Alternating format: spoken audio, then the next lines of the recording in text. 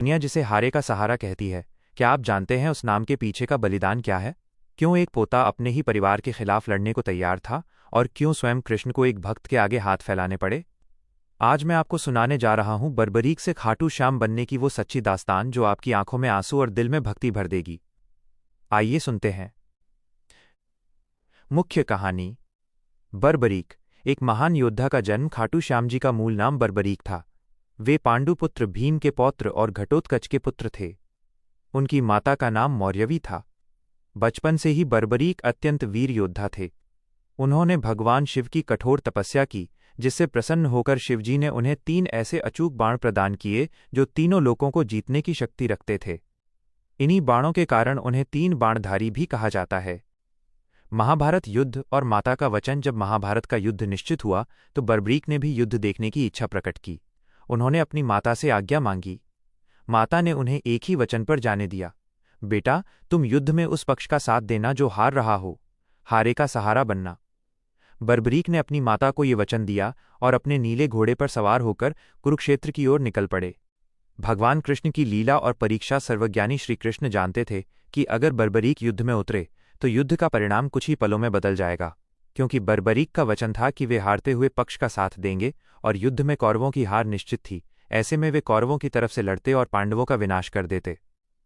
भगवान कृष्ण ने एक ब्राह्मण का वेश धारण किया और बर्बरीक का मार्ग रोका। उन्होंने बर्बरीक का मजाक उड़ाते हुए पूछा कि वे सिर्फ 3 बाणों से युद्ध कैसे लड़ेंगे। बर्बरीक ने कहा कि उनका एक ही बाण पूरी दुश्मन सेना को खत्म करने के लिए काफी है। कृष्ण ने उन्हें चुनौती दी, अगर तुम इतने ही बड़े धनुर्धर हो तो इस पीपल के पेड़ के हर पत्ते को छेद कर दिखाओ। बर्बरीक ने ध्यान लगाया और एक बाण चलाया। उस बाण ने पलक झपकते ही पेड़ के सारे पत्तों को छेद दिया और कृष्ण के पैर के ऊपर मंडराने लगा, क्योंकि कृष्ण ने एक पत्ता अपने पैर के नीचे छुपा लिया था। ये देखकर कृष्ण समझ गए कि बर्बरीक की शक्ति अद्वितीय है। शीश का दान ब्राह्मण रूपी कृष्ण ने बर्बरीक से दान मांगा।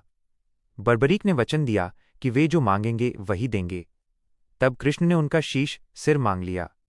बर्बरीक चकित रह गए। उन्हें समझ आ गया कि ये कोई साधारण ब्राह्मण नहीं हो सकते।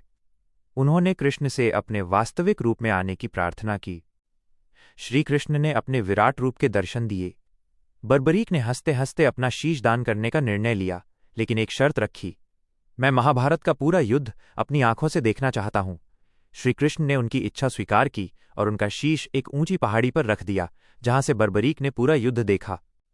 खाटू श्याम का वरदान युद्ध समाप्त होने के बाद बर्बरीक के शीश ने गवाही दी कि ये विजय केवल कृष्ण की नीति की है। इस त्याग से प्रसन्न होकर श्री कृष्ण ने बर्बरीक को अपना नाम देते हुए वरदान दिया, तारांकन, कलयुग में तुम मेरे नाम श्याम से पूजे जाओगे। जो भी तुम्हारे दर पर आएगा और सच्चे मन से हार कर पुकारेगा, तुम उसका सहारा बनोगे। खाटू में प्राकट्य। कलयुग में राजस्थान के सीकर जिले के खाटू ग्राम में एक गाय के थन से स्वतः दूध बहने लगा। जब उस जगह की खुदाई हुई तो वहां बर्बरीक का वो शीश प्रकट हुआ। वहां के राजा ने एक भव्य मंदिर बनवाया, जिसे आज हम खाटू श्याम जी के नाम से जानते हैं। आज भी लाखों भक्त हारे का सहारा बाबा श्याम हमारा के जयकारों के साथ वहां पहुंचते हैं। जय श्री श्याम। क्या आप